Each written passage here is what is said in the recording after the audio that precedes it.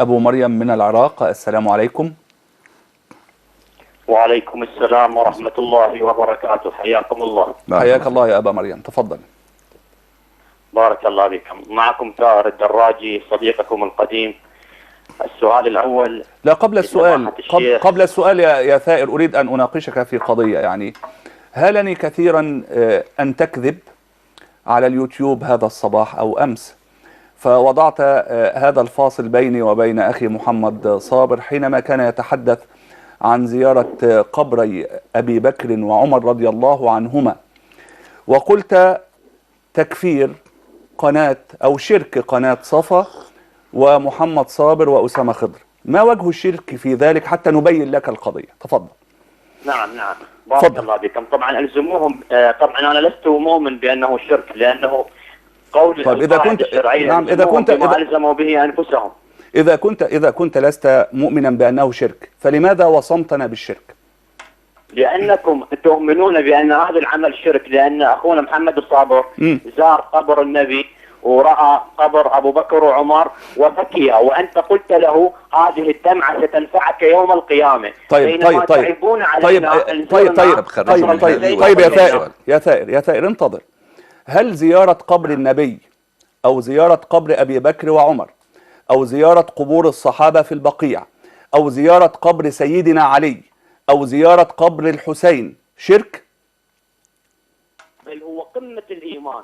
طيب تزور قبر محمد وآل محمد. جميل، فأنت وصمتنا بالشرك على قمة الإيمان. نحن ما قلنا. اسمع حتى أوضح لك. تعلم صحيح الدين. نعم. الشرك أن نتقرب إلى هذه القبور، أن نسجد لهذه القبور، أن نأتي إلى هذه القبور ظانين أو معتقدين أنها تنفع وتضر. وإنما حينما نزور رسول الله صلى الله عليه وسلم لم يمنعنا رسول الله صلى الله عليه وسلم من زيارة القبور. شيخي، هذه قضية وأنت حكم بيني وبين ثائر. نعم ثائر، انتظر يا ثائر، ثائر الدراجي، انتظر يا ثائر، ثائر الدراجي هذا الرجل وصمني ووصفني بالشرك ووصف محمد صابر وكل من يزور قبر النبي صلى الله عليه وسلم بذلك. تفضل شيخ. طب يسأل سؤاله أولا، ممكن يسأل يعني هل أنا أحكمك شيء؟ لا إن شاء الله. تفضل يا ثائر. تفضل يقول سؤال. السؤال الأول للشيخ بارك الله بك. أخونا أسامة خضر قال لمحمد الصابر أن هذه الدمعة ستنفعك يوم القيامة لأنك بكيت على أبا بكر وعمر. هل البكاء على الشخص أو على الشهداء أنا قلت هذا؟ أنا قلت هذا؟ نعم قلت له بالتأكيد. طيب يعني أنا سأقول نعم. الدمعة يوم القيامة وتحميك من نار جهنم. طيب موجود التسجيل. لا أنا لم أقل هذا. يا ثائر فرق بين أن أدعو لمحمد، أصلا أنا فاكر أنا قايل إيه، أنا مش قاعد نايم. فرق بين أن أدعو لمحمد صابر وأن أقر له أن هذه الدمعة نفعته أو ضرته. فقلت له أسأل الله، ده دعاء. كمل. نعم. طيب بارك الله بك أخوي، تسمعني إن شاء الله؟ سمعك، تفضل. نعم. السؤال الأول لسماحة الشيخ، أرجو عندما أعرض الرواية أن ينفيها أو يثبتها، وأنا لا أريد أن أعرض شبهة والله العظيم، بل أريد أن أتبين الحقيقة فقط.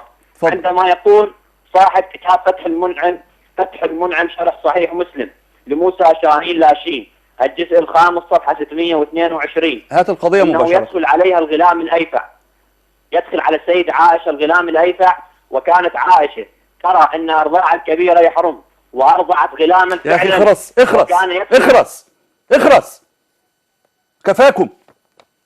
كفاكم. يعني ألا هناك أمر يمنعكم من أن تقعوا في عرض أم المؤمنين؟ كفاكم. عبد الله السلام عليكم يقول ويقسم أنه لن يسوق شبهة، ثم يأتي بشبهات في أم المؤمنين. قطعت ألسنتكم، كفاكم. عبد الله. طيب شيخي نجيب، بارك الله فيكم. يعني أبدأ بهذا هذا الثائر. بسم الله والحمد لله والصلاة والسلام على رسول الله. ما بعد، هو يعني نصيحتي للثائر. الثائر طبعا هو يعني مسكين، لأنه آلة بتحرك على يد دولة، وعلى يد أناس لهم تنظيم مخطط. وقد رأيت بأم عيني صور للفريق الذي يقوم بالبحث في كتب السنة وبما يتعلق بتواريخ أهل السنة وبما يتعلق بشروح أهل السنة، بحث دؤوب مستمر في إخراج السقطات. فأنا أقول للأخ ثائر لو أنك شيخ أعتذر لك وأنت تعلم، أنا يعني أقبل قدمك، الله يعزكم، لا تصفه بالأخ، يعني فليس بأخ لنا، وإلى عاد هذا نعم أخاه موت. نعم، هذا الذي يعني يصمم على أن يصف أم المؤمنين بما ليس فيها. ألا يؤمن بكتاب الله؟ سنحاول أن احنا نعم، ألا يؤمن بكتاب الله؟ نقف عند هذه الجزئية إن شاء الله. فيعني أقول له بأن يعني يربأ بنفسه أن يكون أداة في نقل هؤلاء الذين يحفرون قبور من سبق ويفتشون في سقطات وفي أقوال كثير من أهل السنة. لذلك أقول أنا ثائر محسن الدراجي الفارس الهمام.